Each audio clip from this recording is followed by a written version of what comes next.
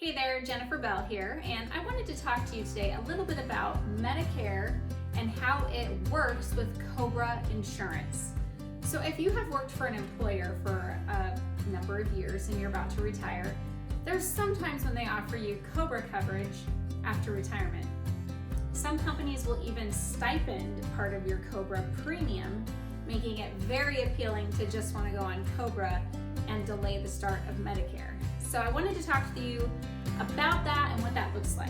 Now with Medicare, the part that comes from the government is Part A and Part B. Part A is what is free because you have paid into it all these years when you were working. That's that Medicare tax that comes out of your employee paycheck every time you get paid, you'll see that. And then Part B, when you get that added, then has an additional premium. And so a lot of people will see this opportunity to stay on Cobra as a way to avoid having to pay for Medicare for another year and a half or so.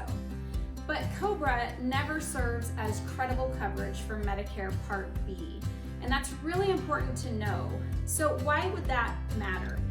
Basically, if you delay Part B and you go on Cobra, so you're no longer on your active employment employer group health plan, what happens is when you then go to add Medicare Part B, you're going to be assessed a penalty. It's called a late enrollment penalty.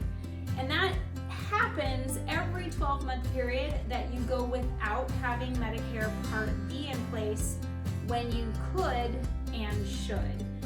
Could and should just means you're now 65 or older and you no longer have coverage from an employer group health plan.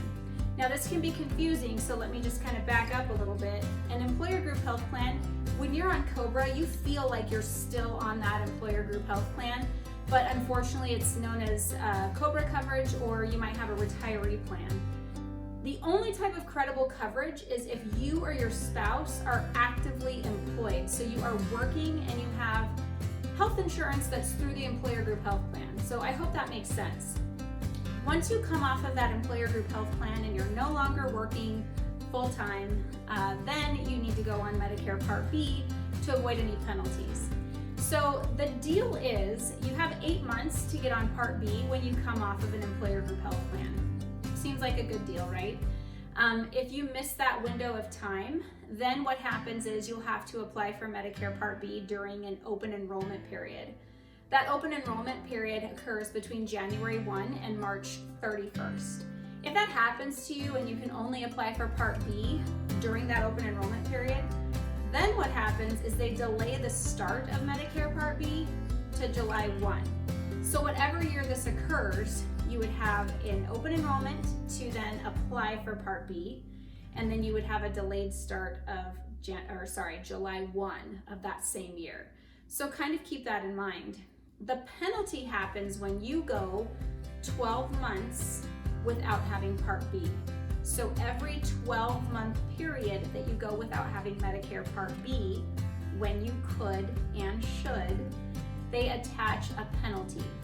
That penalty is something that never goes away, and it's attached to your Part B premium. So what that means is they'll take 10% of the Medicare Part B premium. They'll multiply it by the number of 12-month periods that you delayed the start of Part B. So let's say it's 3 years, then you would have the 10% times 3. So basically a 30% penalty that would never go away. And that's the part that's the real kicker, is you have to pay this penalty for the rest of your life. So definitely not worth it. When you go on Cobra coverage, you want to add Part B so that you don't get penalized for the time you're on Cobra for not having Medicare in place. I hope that makes sense. Now, that is something that they really promote on Medicare's website. It's pretty easy to find that information. The part that's tricky is Part D, like drugs. So your prescription drug coverage is the kicker as well. You have 2 months after you come off of your employer group health plan to get on a credible coverage prescription drug plan. That means if you're on a retiree benefit or Cobra coverage and it doesn't offer you creditable coverage for prescription drugs, then you'll be penalized as well for the Part D coverage.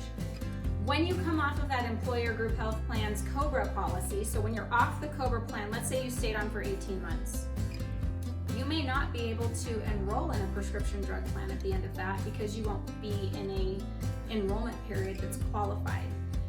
Now, the tricky thing is you do need to talk to your employee benefits people and find out if your Cobra coverage gives you Part D creditable coverage.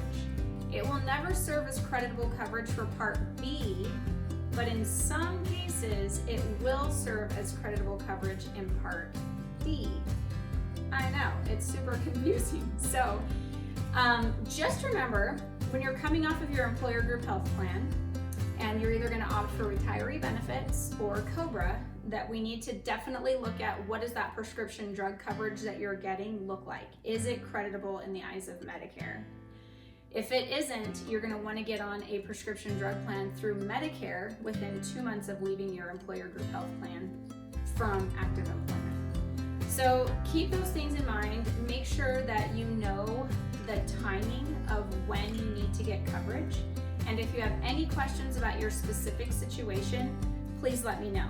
Now, another thing that will come up is you'll read information about the start date for Part B. When you first turn 65 and you go on Medicare full blown, so you have A and B, you have an initial election period, which is the 3 months before your birthday. So the 3 months prior to you turning 65, the month you turn 65, and the 3 months after you turn 65. Unfortunately, when you leave an employer group health plan, you have got to pick your prescription drug plan or your Medicare Advantage plan before Part B starts. So that post 3 month is not there if you're now 68 and leaving an employer group health plan and you have a delayed Part B start. So just kind of keep these things in mind. It's really, really important to be ahead of the game. Get things done prior to leaving your employer. And there's things that you can do if you just have Part A and not Part B in place yet. So make sure that you get with an agent. I'm happy to help you, happy to answer any questions you have. You're welcome to shoot me an email or give me a call, and I'll walk you through your specific situation. I hope that's helpful. I know it's super confusing, so please don't hesitate to reach out. And have a wonderful day.